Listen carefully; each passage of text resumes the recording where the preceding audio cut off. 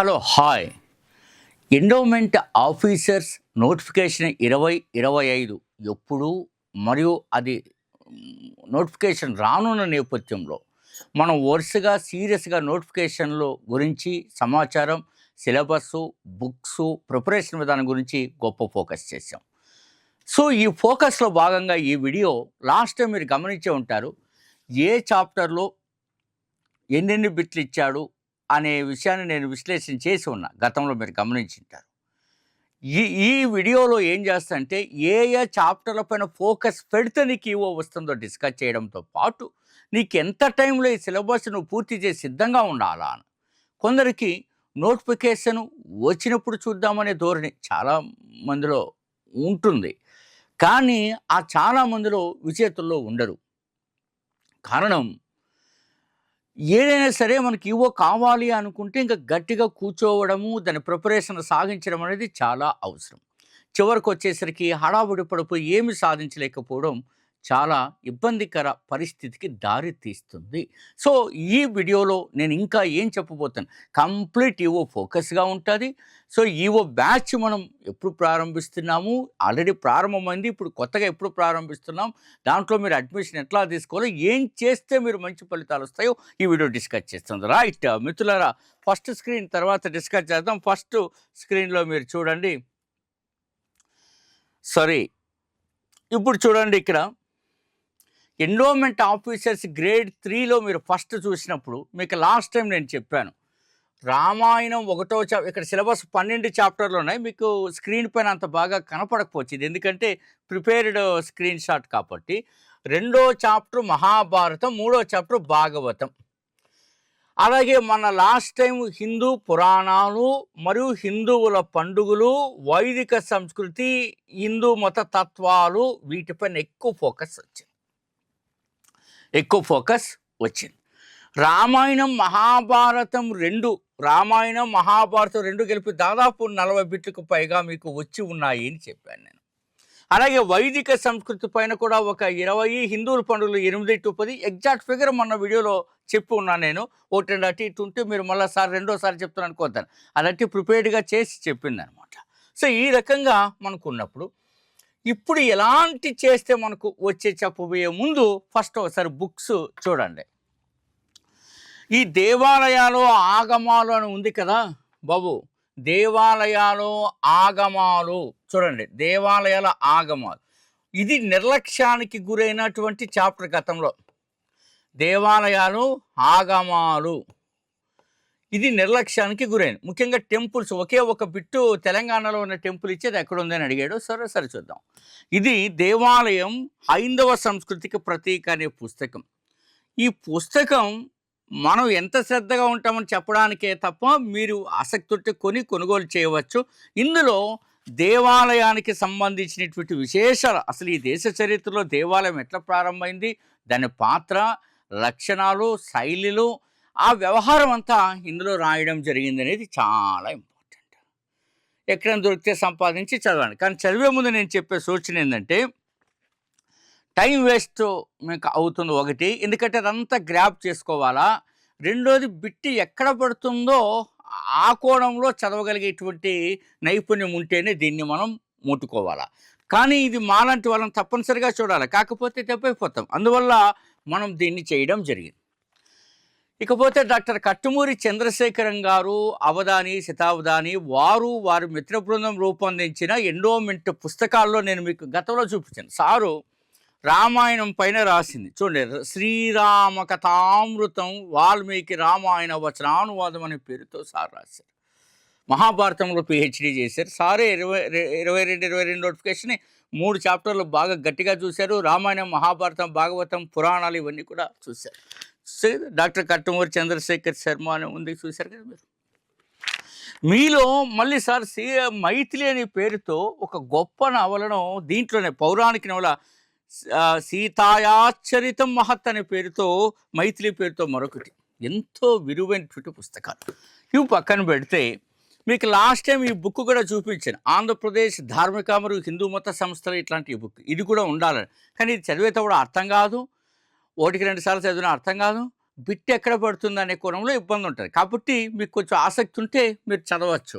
అర్థం కాదని నేను నేరుగా ప్రకటన ఇచ్చేయడం లేదు. అర్థం చేసుకోవచ్చు.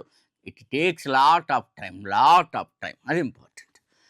దీనికంటే ముందు వెర్షన్ ఇదొకటొచ్చింది. ఆంధ్రప్రదేశ్ ధార్మిక దీనికి దానికి కొంత ఎక్స్‌ప్లనేషన్‌లో తేడా ఉంది. ఇట్లా కూడా మనం ఇంత ఎక్సర్సైజ్ చేసాం కాబట్టి లాస్ట్ టైం ఫిలిమ్స్‌లో 90 మార్కులు 100కి, మెయిన్స్‌లో 122 మార్కులు. ఎందుకంటే ఇప్పుడు జీఎస్‌లో కూడా బిట్లు ఇచ్చారు కాబట్టి 150 దాటాయి, 122 మార్కులు. రైట్. ఇది మీకు ఇక్కడ చెప్పిన తర్వాత విశ్లేషణ చేస్తాను. ఇది ఎండోమెంట్ ఆఫీసర్కి సంబంధించి డాక్టర్ కట్టమూరి చంద్రశేఖరన్ గారు, డాక్టర్ గోపాల్ రెడ్డి అని నేను, మరొక బృందము, ఇట్లా 10 మంది కలిసి ఇది తయారు చేసినటువంటి ఒక అద్భుతమైన దీని నుంచి మీకు టెస్ట్ సిరీస్ అని డ్రాగాన్ చేస్తాను. ఇందులోనే మీకు అన్నిటిని అందిస్తారు. ఇప్పుడు నేను ఎందుకు ఈ వీడియో చేస్తున్నాను మీకు క్లారిటీగా చెప్తున్నాను. ఈ విశేషాలు చెప్పడంతో పాటు రేపు అంటే మనకు 5వ తారీఖు నుంచి 5 ఇప్పుడు మేనే కదా 5/5/2025 నుంచి ఏం చేస్తున్నాము మనం ఈ టాపిక్ వైజ్ టెస్ట్ సిరీస్తో పాటు అన్ని రకాలైనటువంటి ప్రీమియం బ్యాచ్ ప్రారంభమవుతుంది. బహుశా లాస్ట్ బ్యాచ్లో ఇంకోటి స్టార్ట్ అయితే అవుతా లేకపోతే లేదు. ఎందుకంటే ఇంక మనం వచ్చేయాలి నోటిఫికేషన్కి ముందు అవుతున్నాం కాబట్టి ఇది చాలా ఇంపార్టెంట్. టాపిక్ వైజ్ అంటే ఇందులో మరో భాగాలు విభజించి సుమారు ఒక 50 భాగాలు విభజించి 50 భాగాల నుంచి రకరకాల టెస్టుని క్రియేట్ చేస్తూ వస్తారు. ఇందులో అనేక రకాలైనటువంటి అంశాలకు మనం సపోర్ట్ చేస్తారు. ఈ టాపిక్ వైజ్ అనేది మైక్రో లెవెల్కి వెళ్ళిపోతుంది. అట్లాగే ప్రీమియం బ్యాచ్ కూడా రేపు నుంచి దీంట్లో అన్ని రకాలుగా మీకు కావాల్సినవన్నీ కూడా సెట్ చేస్తారు. అండ్ వన్ మోర్ థింగ్ మిత్రులారా, ఇందులో మీరు ఫస్ట్ గమనించేటప్పుడు ఈ బ్యాచ్లో ఎవరు చేరినా ఒక ప్రీమియం బ్యాచ్కి వచ్చేటువంటి సౌకర్యాలన్నీ బ్యాచ్లోకి వస్తాయి. ఎవరైనా ఈవో గట్టిగా కొట్టాలనుకున్న వాళ్ళు గతంలో మన ప్రదర్శన కూడా చూసి ఉన్నారు. ఎప్పుడు కూడా నేను బిట్టి తెప్పించే దాన్ని బట్టే మీరు గట్టిగా ప్రయత్నం చేయమని చెప్తాను. అట్లాగే ఈ విశేషాల్లో మీరు గమనించి ఉంటారు. కాబట్టి ఇది ఒకటి. మీరు ఇవి చేయడానికి మీరు ఏం చేయాలా? సో మీరు చేయాల్సిన పని ఏంటంటే మిత్రులారా, ఇక్కడ ఉన్నటువంటి చూడండి, ఇక్కడ డెమో పీడిఎఫ్ అండ్ టెస్ట్ కోసం ఈ నెంబర్కి వాట్సాప్ చేయండి. అడ్మిషన్ కోసం రిక్వెస్ట్ పెట్టండి. ఫుల్ టైం అనేక రకాలైనటువంటి ఫీచర్స్తో ఈ ప్రీమియం బ్యాచ్ స్టార్ట్ అవుతుంది. సపరేట్గా టాపిక్ వైజ్ టెస్ట్ సిరీస్ కూడా ఉంటుంది. So this is the most important. So మీకు అవసరమైనప్పుడు నెక్స్ట్ మే 5 నుంచినే స్టార్ట్ అవుతుంది. నేను ఎప్పుడు పదే బ్యాచ్ గురించి అప్పుడు మీకు గమనిస్తూ ఉంటాను. సో దీన్ని ఒక అడ్వాంటేజ్గా తీసుకొని ముందుకెళ్లాల్సిన అవసరం మీకు ఉంటుంది. రైట్, చెప్పాల్సిందంతా చెప్పాను. ఇప్పుడు మీరు గమనంలోకి తీసుకుంటే ఇందాక మీరు చెప్పినప్పుడు ఈ పాత్రలో సో మనకి 9వ చాప్టరు హిందువుల దత్తత, హిందూ సమాజంలోని కుటుంబం, దత్తత, వారసత్వం. చూడండి, దత్తత,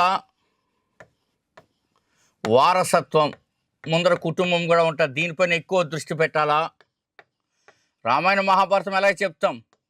నెక్స్ట్ దేవాలయాలు, నెక్స్ట్ సిలబస్లో లేనిటువంటి అంశాలు, సిలబస్లో లేని అంశాలు ఇస్తానడు కదా కరస్పాండెన్స్గా. అంటే లేని అంశాలు అంటే సిలబస్లో చెప్పడం, కానీ బయట కొంచెం బయటికి వెళ్ళి విస్తృతంగా అడిగాడు. మన ఎన్ని అడిగాడు? అట్లా దాదాపు 24 బిట్లు ఎన్ని అడిగాడని గత వీడియోలో చెప్పాను. సో 24 బిట్స్ అంటే ఎంత కీలకం మనం గమనంలోకి తీసుకోండి. నెక్స్ట్ ఇక్కడ మీరు గమనించాల్సింది భాగవతం. లాస్ట్ టైం నిర్లక్ష్యానికి గురైన చాప్టర్ కూడా భాగవతం ఒకటి. వీటిపైన ఫోకస్ ఇస్తూ మళ్ళీ మనం ఏం చేయాలా? మనం ఏం చేయాలా? మీరు రామాయణం, మహాభారతం అట్లాగే వైదిక సంస్కృతి, పండుగల పైన కూడా దృష్టి పెట్టాలా. This is the most important. కానీ ఫస్ట్ అవి చదివి ఇలా మనం దృష్టి పెడితే మీకు చాలా ఇంపార్టెంట్ అవుతుంది. పండుగలు, హిందువుల పండుగలు, దట్స్ ఆల్. ఈ రకమైనటువంటి విశ్లేషణ మనం చేయాల్సి ఉంటుంది. ఈ ఇన్పుట్స్ మీకు చాలా అవసరం అండి. బాగా గుర్తుపెట్టుకోండి, ఒక ప్రిపరేషన్లో మనిషికి ఏది అవసరం, ఎప్పుడైనా సరే ఒక ప్రిపరేషన్లో ఏంటి అవసరం అండి? గైడెన్స్ అవసరం, సూపర్ మెంటార్షిప్ అవసరం.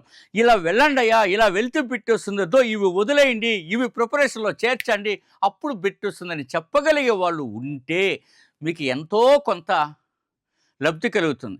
అంతేకాకుండా రకరకాల వందల గ్రంథాలు, ఒక జనరల్ స్టడీస్కే 40 గ్రంథాలు పరిశీలించి మనం తయారు చేసి ఉంటాం.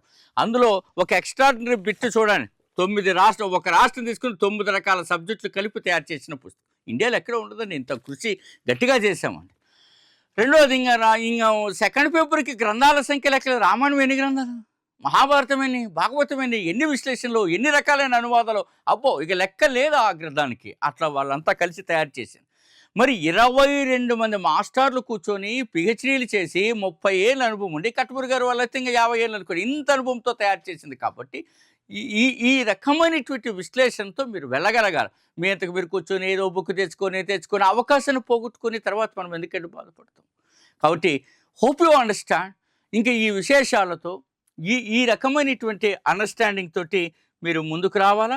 తప్పనిసరిగా ఎండోమెంట్ని గ్రాప్ చేయడానికి ఈ లక్షణాలు, ఇప్పుడు నేను ఏవైతే చెప్పానో ఈ లక్షణాలతో మీరు ముందుకెళ్ళాలని తప్పనిసరిగా నేను చెప్తా ఉన్నా. అప్పుడే గ్రేట్ సక్సెస్, అవునా, గొప్ప మనకు సక్సెస్ అనేది వస్తుంది. అర్థమవుతుంది కదండి. సో కాబట్టి ఈ యొక్క సూపర్ అండ్ ప్రీమియం బ్యాచ్లోకి మీరు రేపటి నుంచి May 5 నుంచి ప్రారంభమవుతున్న అడ్మిషన్లు. ఈ అడ్మిషన్ ప్రారంభం కావడానికి మీకు ఆల్రెడీ నేను చెప్పేస్తున్నాను ఏమేం చేయాలన్నది. ఇక్కడ ఉన్నటువంటి నెంబర్, డిస్ప్లే నెంబర్ చేయండి. శ్రీ మేఘనాథ్ థింక్ ట్యాంక్ యాప్ని డౌన్లోడ్ చేసుకొని మీరు విజయవంతంగా ముందుకు వస్తారని ఆశిస్తున్నాను.